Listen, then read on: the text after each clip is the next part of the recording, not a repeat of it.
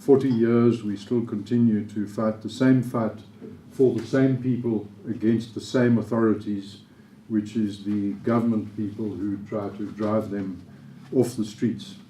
And on that, before I hand over to Lawrence, I'll just mention that we were involved recently. Some of you will recall the Johannesburg City Council drove 6,000 street traders off the streets in a thing called Operation Clean Sweep.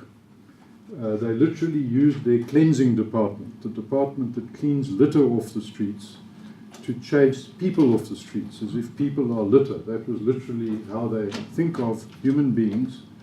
And Lawrence and I were involved in resisting that. It ended up being a constitutional court judgment, which I think made constitutional history. It was taken directly by the Constitutional Court without pleadings, without going via the High Court, in a summary hearing, and in a unanimous decision, the Johannesburg City Council was forced to let the street traders back. So Lawrence and I have fought this fight, and we will continue fighting this fight for small and little people. We're always amused when people think NAFCOC and the Free Market Foundation represent big business or fight for the interests of big business. Nothing could ever be further from the truth. Lawrence is going to now tell us how the proposed liquor law will impact his constituency, which is largely black South African business people, and particularly small and independent businesses, and why the age restriction in particular, which is proposed, raising the legal drinking age from 18 to 21, will have impacts on the business community. I will then follow by talking about the implications not for business, but for consumers, and the science and the research behind this proposal, and how that the evidence in South Africa and internationally actually tells us we should be doing the opposite. Lawrence will elucidate the shift from outright prohibition for black South Africans in the 1960s to slow liberalization in the 1970s and 80s, and how we then ended up in the new South Africa finally with a substantial relaxation of controls, which we see as respect for South Africans, and how distressing it is to see us going what for him and me appears to be back to the past, back to the apartheid era of draconian controls and laws and lack of respect for South African civilians, especially young adults. So with that, Lawrence, over to you. Lawrence is somebody with whom, as I say, I have a long and very warm history. Welcome, Lawrence. Thank you. Thank you very much, Leon. Indeed, you and I come a long way. We met when I was selling in the streets of Johannesburg back in the days, and fighting for that. One of my first employment, ladies and gentlemen, good morning. One of my first jobs was to work in the mines. I was employed as a mine security at East Fontaine Gold Mine in Carltonville. Part of my job, because I was in charge of security, was to prevent blacks who were not wearing a tie, who did not have a standard 6, from drinking spirits, alcohol, and alcohol that was spirits. We had to arrest them if we find them drinking it, or we had to make sure that they only were confined to drinking what was referred to as kafir beer, the sorghum. That's all they were allowed to drink. If they had to buy alcohol, they had to either befriend a white person or a colored or an Indian who were later allowed to drink spirits. This is proper history, I'm telling you. And so that is the only way they could drink at a time. And of course, the only business that black people were participating in then and now, in majority, they are either running taxis, or they are selling in the street, or they're running tavernas and retail in the township. That's the only business that black people are in majority in. But what amazes me is we are forever having to fight the democratic government from putting restrictions on those people, because that is the only way, if they are true to the statement of economic freedom in our time. You cannot jump stages if you are going to be successful in business. You've got to start from a low level upwards. Because if you jump stages, it causes most of the black people that you see today, they jump stages with a tender, and then when that tender is not there, because he's not an entrepreneur in his own right, he collapses. Because he's jumped stages. But if you are an entrepreneur and you start at a lower level and you grow, you don't fall. Even if I met one minister, he said, I don't know how many lives you have, Lawrence Mavundla. I said, it's because I'm an entrepreneur. I'm not a fake, I'm not here because of a tender. I started, original business, and that's why I can grow. So when you see a government imposing restrictions to the liquor industry, the street traders, and the taxi industry, you then wonder, where are we going with economic freedom in our lifetime? Because it will not happen if we disallow smaller businesses from starting and prospering. And we need to move from those premises. So from that premise. So if you have what you now have is that the liquor laws that have just been recently introduced, it almost shows that the advisors to the minister who compiled those regulations don't even know what they are talking about. Because, for an example, if you say that the liquor trader must have 500 meters from each other, it means you don't know the township, because in the township that's not practical, it can't happen. You understand? The township, we are very close to each other, as well as in the rural areas. So that law practically would mean all black small businesses in the township must close shop. And then secondly, you say the business that must be given a license must be in a zoned area. Now, all black townships are not zoned for business.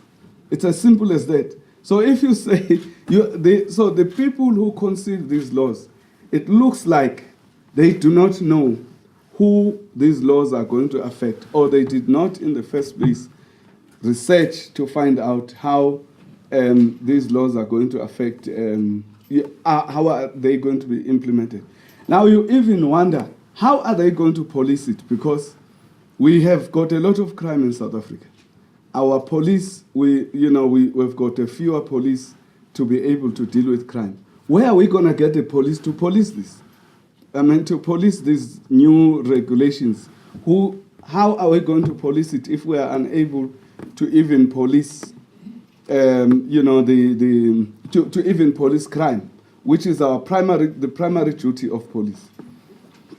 Now the age restrictions has got a lot of serious contradiction, because if you say a person who is 18 years can be married and can have an identity and can vote, you are trying to say this person is a young adult. At the end of the day, you are saying you are a young adult, you can now take life into your own hands. But then you say, look, you cannot drink. Now, how are you going to police this? Because this person will be married. He's sitting with his wife. And then you say he can't drink. How are you going to police it? So we really we really have people who are wasting a lot of time on the taxpayers, because how are they going to police this? Because it's really taking away the fundamental right of young adults to, because those people must be able to decide themselves that I'm not going to drink. Like me, I can talk about liquor the whole day, but I don't drink. But it doesn't mean that we must allow our government to do wrong things that are going to affect our youth, because we don't drink and therefore we want other people to emulate us. It was our own personal decision not to drink ourselves. So the policing of it is going to be extremely difficult, because it means that the tavern owner is going to have to stand there and look at your ID if you come, even though you're old, even if you come with your wife, he must look at your ID and check, are you 18 years and older? And some people have got small bodies, naturally. I don't know how they're going to police this.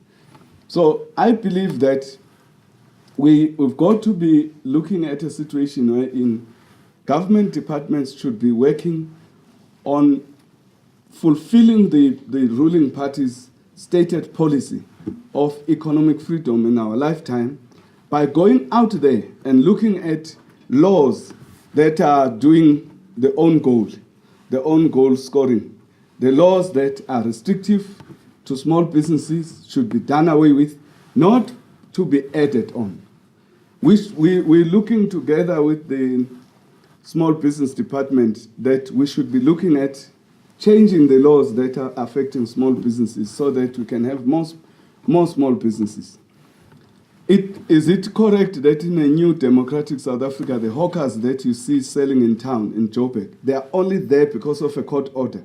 But in terms of the municipality bylaws and the views of the councillors, those people shouldn't be there. We had to take them to the Constitutional Court for those hawkers that you see in town to be there. Otherwise, if it wasn't for the court order, there would be no hawkers in town. Because some councillors went to America for the first time maybe, and then they saw the clean streets of America. They thought they could have it in South Africa.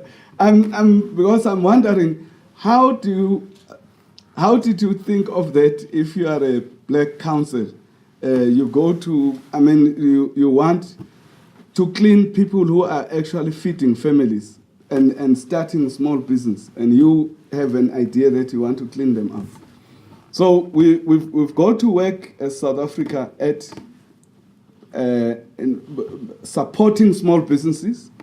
We don't see these departments making proposals of supporting small businesses. No, not at all. In fact, if you ask them about their procurement and any support to small businesses, they've got 101 explanations why it can't happen. But when it comes to restricting them, no, it's very easy. They just wake up and do it. You cannot have this.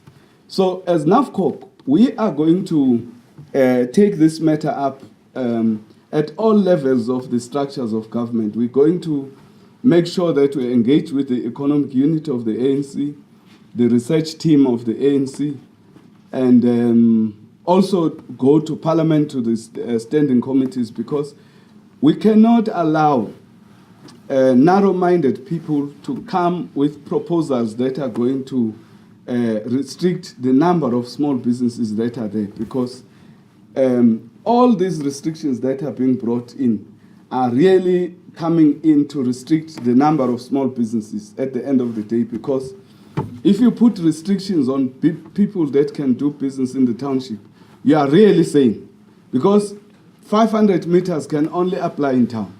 It can never apply in the township, because we've got too few spaces to allow those 500 square meters. I'm not saying there must be abuse of alcohol. I'm actually against the abuse of alcohol, but I am saying the decision to have the age restrictions lowered is going to have an effect that very small, very few small businesses will be able to comply with the restriction in the first place. But at the end of the day, we believe 18-year-old people have a right to vote. They have a right to get married. Now, because they are allowed to be adults, they must be allowed to be adults in everything. I thank you. Thank you. Thanks. Just leave that for thank you, Lawrence. Our division of labour is Lawrence has addressed this from a largely business perspective, and also the historical perspective of the similarity between the current proposals and what those of us who fought against apartheid thought we were getting rid of. As my colleague Themba Nolachungu says, he himself was the coordinator of the armed struggle in the West Cape, that this is not what he was fighting for. I'm going to address it from a more of a, let's say, a scientific and research perspective. It is a decision of the South African Cabinet and a requirement of the government, announced by the former Minister of Finance, Nene, and by President Zuma in his State of the Nation address and various other ministers, that all new laws and policies have to be preceded by a socio-economic impact assessment. In other words, we should not even have this measure being proposed unless it is preceded by and accompanied by a socio-economic impact assessment. I won't now go into what that means. There are guidelines for how this is to be done on the presidency's website, and this has been ignored. In other words, this policy is being advanced with complete disregard for a cabinet decision and a presidency decision on how such laws have to be evaluated. There are things cited in the policy document, the draft which was released for comment, that it is said that raising the liquor drinking age is followed in other countries by a decline in liquor-related crime. That is the main reason for wanting this, to reduce liquor-related crime. Now, there is no actual statistical analysis or academic paper cited, so we have done the research and we have a publication which you can all get a copy of or have it electronically sent to you, in which some of the data is analyzed and researched. And what does it actually tell us? Well, firstly, it tells us the opposite of what is stated in the policy document. These are people who have simply not bothered to look. What they have looked at is the World Health Organization's website, and the World Health Organization is notoriously for puritanical and draconian laws regarding essentially every aspect of life. It regards you as a human being as a mindless biological machine. The state's function is to keep it physically in good shape, like a farmer does with livestock. You are not, according to the World Health Organization, a human being with a mind who suffers from depression and enjoyment and contentment and might be suicidal, and for whom drinking and smoking and having sugar and being obese and being sedentary and enjoying salt and going to see an alternative doctor or going to see a traditional healer, all of which they oppose. This is regardless of who you actually are. That you might, for example, have a need to drink or have sugar or whatever as a coping mechanism. That young people drink as a way of being socially compatible. Can you imagine people after they have been playing soccer or netball, going with their friends to have a drink or dinner? Now all of a sudden the tavern owner, as Lawrence said, has to try to work out what everybody's age is. Young adults, all together, socializing together, never mind with their spouses, maybe even with their children now at this stage. And the tavern owner or the bottle store owner has to now try and work out ages. You can do this roughly with 18. People Bineta are considered still youth, but above that age roughly by appearance and in law generally, many laws, you are considered an adult. Now all of a sudden you are going to not be allowed to drink. The world's experience is quite straightforward. There are some countries where there is no age restriction at all. About 26 have it below 18 or 0, 26 or so countries. And what is for example, the homicide rate in those countries? The homicide rate in the countries with no age restriction at all is 3.3 per 100,000 population. What in the countries that have age restrictions below 18? 15, 16, 17, and even lower. Well, their homicide rate is higher, 5.5 or so, 5.5. And what about the majority of countries which, like us, have 18 as the drinking age? Most countries in the world have that. Well, the homicide rates in those countries are 8.7 per 100,000. In other words, 2 or 3 times more. So higher age restrictions in the world coincide with higher homicide and other crime rates. Then it is said that there has been a decline with higher drinking age rates of road accidents. Well, they looked very carefully at the data and doctored the data. Firstly, the long-term trend has been a decline, contrary to what many people realize, in accident rates, including alcohol-related accident rates. And all that happened is they simply started by saying age restrictions were introduced here, accident rates and crime rates fell, but the preceding trend was there anyway. Nothing changed. The age restriction laws did not change anything, and the data is in the paper and the sources if you want to look them up. There are a very small number of countries, about 7 or so, which have 21, which is where we're going to go as the drinking age restriction. In other words, we want to join a few of the world's eccentric and unusual and abnormal countries. And what is the position there? Well, the answer is they have double the homicide rate, for instance, of countries with no age restriction at all. So the objective evidence around the world is quite clear that alcohol drinking restrictions do not have the effect that they say they want to achieve. Lawrence and I, by the way, just to emphasize that we have no personal interest in this, neither of us drink. We are both not drinkers. We neither smoke nor drink. And yet we are two of the people who spend a lot of our time trying to defend the rights of people who do and respect the people who do. These are adults. They deserve respect. It's insulting and demeaning to start telling adult people in an emancipated, liberated, democratic country how they must live their lives and what they may do.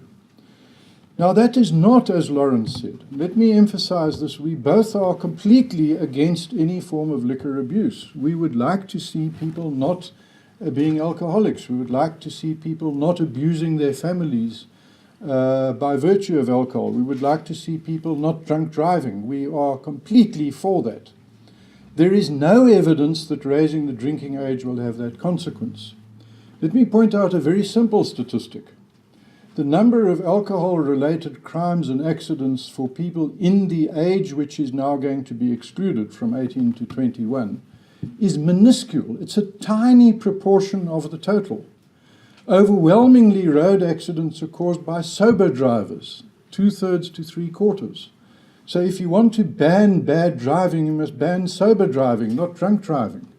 Drunk drivers cause a minority of collisions.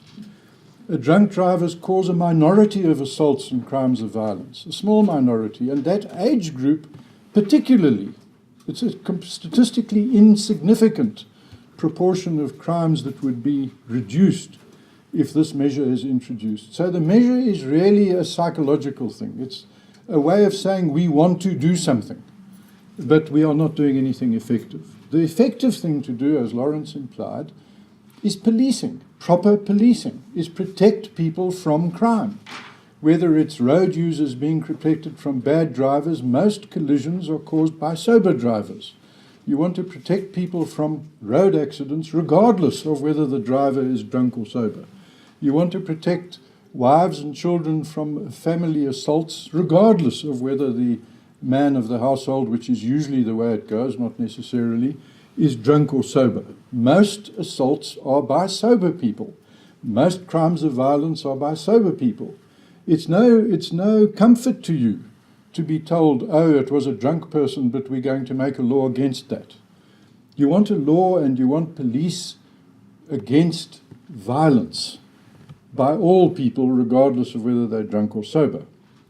Now, what has happened in countries where they did raise, these few countries where they did raise the drinking age, like in the United States, to 21, is that what happened is drinking by young adults started congregating in other contexts. For example, university campuses in America now have a major drinking problem, because what has happened is students in their dormitories and on the campuses and in their student union buildings are now bringing illicit alcohol and drinking there in the supposedly protection and comfort of the universities. So universities are now the victims of alcohol abuse, instead of previously where young adults could go and have a drink somewhere else. So somebody who is not allowed to go and have a drink with their friends, to have wine with their meal, is allowed to enter into contracts and to marriage and to have children and to vote. So somebody who is considered clever enough to vote for the minister of this department is considered too stupid to have a drink with a meal. This is an extraordinary contradiction and insult to a very large number of young South Africans. So the evidence internationally, which was not revealed by any research done in anticipation of this measure, is that the measure will not only have no significant effect at best, but will more probably be counterproductive, more probably lead to more liquor abuse, more alcohol-related crime, and more alcohol-related road accidents. We don't need to look internationally, I want to point out. We can look at South Africa. Some of us in this room are old enough to have been around during the Prohibition years when black South Africans were not allowed to have any liquor at all. And what South Africa was characterized by, those of us who remember those days, were seeing many drunk black people in the streets, falling off bicycles. There were illegal concoctions which had very severe health effects called Barberton and Skorkiaan. And Lawrence said it, I can't get myself to say the word, the K-beer. And this was what black South Africans were condemned into. The illegal shebeens and the bootleggers and the taverns arose and characterized residential areas of South Africa instead of, as they were in the historically white areas, in properly zoned, as Lawrence pointed out, business areas. So we know from our own experience that alcohol-related crime was high during Prohibition for black South Africans. When liquor was relatively freely available to white South Africans, alcohol-related crime was low amongst white South Africans. So we could look at our own history. Then as liquor was liberalized for black South Africans, liquor-related crime declined in black communities to the lowest levels in history in the early years of the new South Africa, and then started rising again. All crime started rising, not only alcohol-related crime. Why was that? And the answer is clearly nothing to do with the drinking age, because it stayed the same. There was no change. It stayed 18. Something else changed. What else changed was that policing became less effective and, according to all sorts of research, more corrupt. So to have a drinking age restriction when policing is ineffective or corrupt is not clearly going to have any desirable effect on crime in general or alcohol-related crime in particular. There is nothing charitable one can say about this proposal other than that it is badly conceived, it was not thought through, it is an insult to free and adult South Africans. It's taking us back to the crime against humanity of apartheid, and is likely to make the problem it supposedly addresses worse, not better, based on our own and international experience. So we will work together, not only NAFCOC and the Free Market Foundation and ATSHIB and the Gauteng Hawkers Association and many others, but also even the consumer organizations and certainly various people who are concerned with civil society, we hope will combine together to try and stop this measure. The purpose of this media briefing is to try and encourage people in the media to consider this matter very seriously, to make sure it is well understood and well known, and to encourage reconsideration of a proposal which, strangely enough, the Minister of Health, as opposed to the Minister from whom this comes, Trade and Industry, said is cast in stone and going to happen. That is not how things are in a democracy. In a democracy, policies have to be considered, debated and discussed, and in our particular democracy have to be preceded by proper analysis, a regulatory or socio-economic impact assessment. That has not been done, and we are going to work resolutely together, as Lawrence said, not only with the Minister of Small Business, but with other organizations and interests. I particularly think the ANC Youth League, who are the very people who are going to be victimized and targeted by this. The ANC Youth League, who now will go after one of their meetings and go and have a drink together. Now those of them, the youth, adult youth who are under 18, under 21, will have to be turned away.